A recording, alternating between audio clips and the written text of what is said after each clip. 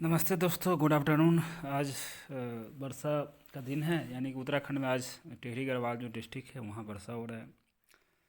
तो दोस्तों आज हम लोग वर्षा के बारे में जानेंगे कि वर्षा क्या होता है, व्हाट इज़ रेनफॉल।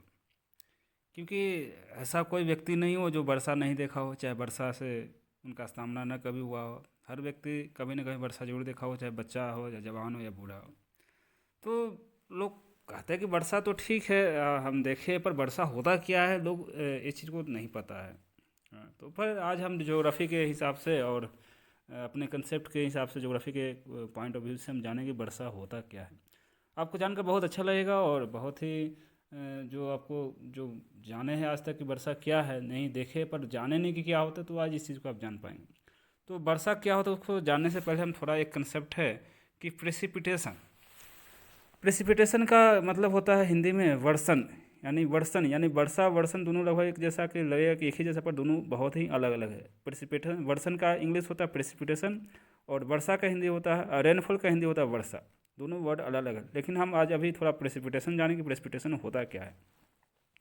प्रेसिपिटेशन वायुमंडल में जलवाष्प के द्रवण से उत्पन्न नमी जो बादल में संचित हो जाता है और पृथ्वी पर वर्षा, हिम, ओला और वर्ष आदि के रूप में गिराता है। प्रेसिपिटेशन मतलब होगा कि जो वर्षा का जो, यानी कि जो वायुमंडल में जलवाष्प यानी वाटर वेपर हो गया, और भी बहुत सारे गैस हो गया, यानी कि जो द्रवण यानी कि लिक्विडेशन फेस में होकर उसके बाद जो नमी के रूप में बदलता है, यानी कि नमी में बदलता है। जैसे कि आप लोग सुने होंगे कि ओला का गिरना, ओस का गिरना, हिम का गिरना, ये सब क्या हो, यानी कि ये प्रेसिपिटेशन के अंदर आता है, वर्षण के अंदर आता है। यानी कि प्रेसिपिटेशन को आप तीन भाग में बांट सकते हैं। पहला गैस, दूसरा लिक्विड और तीसरा सॉलिड। यानी कि गैस मतलब हो गया गैस, और लिक्विड मतलब हो गया तरल, और सॉलिड मतलब हो गया ठोस।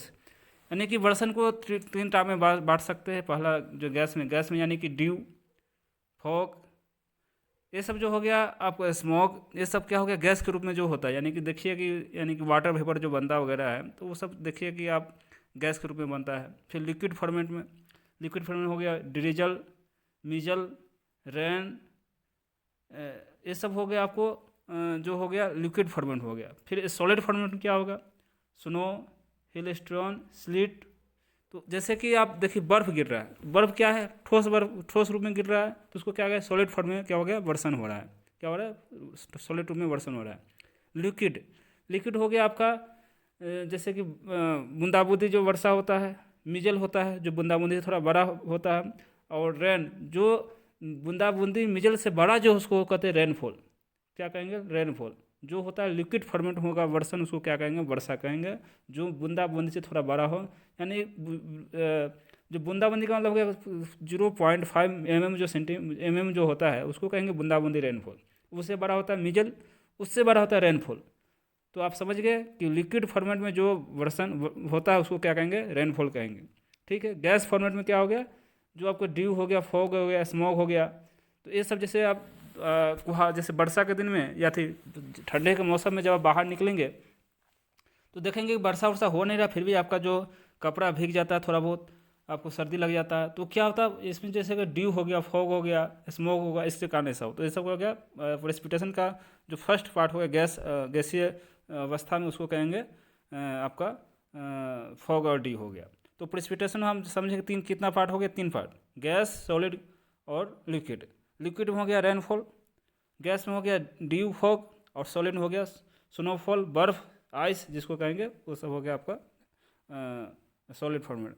तो ये आप समझ पाए होंगे कि प्रेसिपिटेशन का कितना पार्ट हो गया, तीन पार्ट। प्रेसिपिटेशन क्या होता है, जो वायुमंडल में जलवाष्प जो द्रवण के रूप में नमी, उत्पन्न नमी जो होता है बादल में संचित हो जाता है। यानी कि जो वाटर वेपर हुआ, जो यानी कि बाद में ऊपर जाते जाते क्या होगा, जो वाटर के फॉर्मेट हो गया, तो जो फिर वो बादल बन गया, उसको क्या कहेंगे हम, प्रेसिपिटेशन कहेंगे। जिसमें तीन फॉर्मेट में वर्षा होता है। नीचे आप रहेंगे, सबसे नीचे वायुमंडल के नीचे परत में जाएंगे, तो आप देखेंगे कि वो आपको गैस के रूप में वर्षा हो रहा है, जिसको फॉग के रूप में वर्षा हो रहा है। थोड़ा ऊपर जाएंगे तो वर्षा के रूप में वर्षा होगा, उससे थोड़ा और ऊपर जाएंगे तो आपको आइस के रूप में वर्षा होता है। जैसे आप देखिएगा, कभी भी आप देखेंगे कि जो आपका जो फॉग होता है, वो देखेंगे वर्षा से थोड़ा कम ठंडा होता है। फिर देखेंगे वर्षा होता है उसका पानी देखें तो आइस से ज़्यादा थोड़ा कम ठंडा होता है, लेकिन आइस देखिएगा बहुत ठंडा होता है और ऊपर बहुत ऊपर से वो गिरता है। तो जैसे जैसे पृथ्वी से ऊपर की ओर आप जाएंगे तो जैसे पृथ्वी से थोड़ा ऊपर गए तो वो गैस बन गया, जो भी वाटर है, वाटर वेपर गैस के रूप में है। उससे थोड़ा ऊपर गए तो वाटर के फॉर्मेट में हो गया, जैसे को रेनफॉल कहेंगे। उससे थोड़ा ऊपर जाएंगे तो आइस बन जाएंगे। तो इस तरह से प्रेसिपिटेशन, ये तीनों जो होता है इस प्रेसिपिटेशन ही कहा जाता है, इसको बर्षण ही कहा जाता है। तो अब हम ये समझ गए कि बर्षण क्या होता है। अब हम समझते हैं कि रेनफॉल क्या होता है। तो रेनफॉल आप समझ रहे हैं कि जब जलवाष्प की लदी हुई वायु के ऊपर ऊपर उठती है तो वह ठंडी हो जाती है और जलवाष्प के संघनन होने के जलकण पैदा हो जाती है और वायुमंडल में उपस्थित धूलकण को एकत्रित होकर वायु में तैरने लगती है। कुछ समय पश्चात जल की कणों, यानी हम इसको सिंपल भाषा में समझें कि जैसे समुद्र के ऊपर जब हवा चलती है तो वो अपने अंदर कुछ मॉइस्चर यानी कुछ वाटर को ऑब्जर्व कर लेती है गैस के फॉर्मेट रूप में, ठीक है। तो गैस के फॉर्मेट में उसने ऑब्जर्व कर लिया, यानी अपने अंदर अवशोषित कर लिया, अवशोषण कर लिया, ठीक है। वो जो हवा जैसे जैसे ऊपर की ओर उठेंगे तो गैस से क्या होगा, लिक्विड के रूप में फॉर्मेट होते जाएंगे, लिक्विड में बदलते जाएंगे। थोड़ा और ऊपर उठे फिर लिक्विड हो गया, फिर थोड़ा उससे और ऊपर थोड़ा जो लिक्विड है जो छोटा छोटा पार्ट थोड़ा दो चार को और मिलकर बड़ा बड़ा बन गया। तो इतना बड़ा बन जाएगा, बड़ा जाने के बाद तो क्या होगा, जो वहाँ का जो गैस हो, हवा हो, उस जो रेनफॉल यानी उस जो वर्षा का बूंद को वो रोक नहीं पाएगा। तो उसका भार जैसे ही वर्षा का पानी, जैसे ही टेम्परेचर जब डिक्रीज करता है उसका, तो क्या होता है, टेम्परेचर डिक्रीज तो क्या लिक्विड फॉर्मेट होगा, उसका जो साइज है वर्षा का बूंद का वो बड़ा हो जाएगा। जब बड़ा जैसा ही हो जाएगा तो वो नीचे गिरने की ओर नीचे गिरने शुरू कर देगा, उसी को कहेंगे वर्षा। यानी कि इसका एक और साधारण सिंपल है कि जैसे आप ऊपर उठेंगे टेम्परेचर डिक्रीज करेगा, टेम्परेचर जैसे डिक्रीज करेगा तो गैस क्या हो जाएगा, कंडेंसन होकर क्या हो जाएगा, लिक्विड में फॉर्मेट हो जाएगा। जो वाटर वेपर है क्या हो जाएगा, गैस से लिक्विड में फॉर्मेट हो जाएगा। लिक्विड में फॉर्मेट हो जाएगा तो जो छोटा छोटा बूंद है वर्षा का वो क्या हो जाएगा, थोड़ा बड़ा हो जाएगा। जब बड़ा हो जाएगा तो ऊपर वो लटकने के लिए, यानी ऊपर जो ठहरने के लिए उसके बाद आप मतलब कुछ दबाव कम है, जो वहाँ का जो गैस है उस जो गैस जो है वो बादल जो है वो वर्षा का जो बूंद होता है उसको रोकने में असमर्थ हो जाएगा। ताकि वो जैसे उसका साइज बड़ा हो जाएगा तो उसको उस वर्षा का बूंद को रोकने में असमर्थ हो जाएगा, तो वर्षा का बूंद जो है नीचे गिरना, पृथ्वी की ओर गिरना शुरू कर देगा, उसी को कहेंगे वर्षा। तो आप समझ गए होंगे वर्षा क्या है और प्रेसिपिटेशन क्या है। अब सीधी सी बात है कि हम कोई बड़ा सामान लेके अपने साथ चलेंगे तो हमको उठाने में थोड़ा कठिन होता है। तो अगर छोटा सामान है तो उठाने में कम कठिन होता है। तो जैसे ही वर्षा का बूंद बड़ा होगा तो उसको बादल को अपने साथ कैरी करने में, यानी इधर से उधर ले जाने में उसको कठिन होगा, इसलिए वो क्या होगा, बादल के रूप से वो नीचे गिरना शुरू हो जाएगा लिक्विड फॉर्मेट में, उसको कहेंगे वर्षा कहेंगे। तो ये चीज़ आप समझ गए कि वर्षा क्या है और वर्षण क्या है।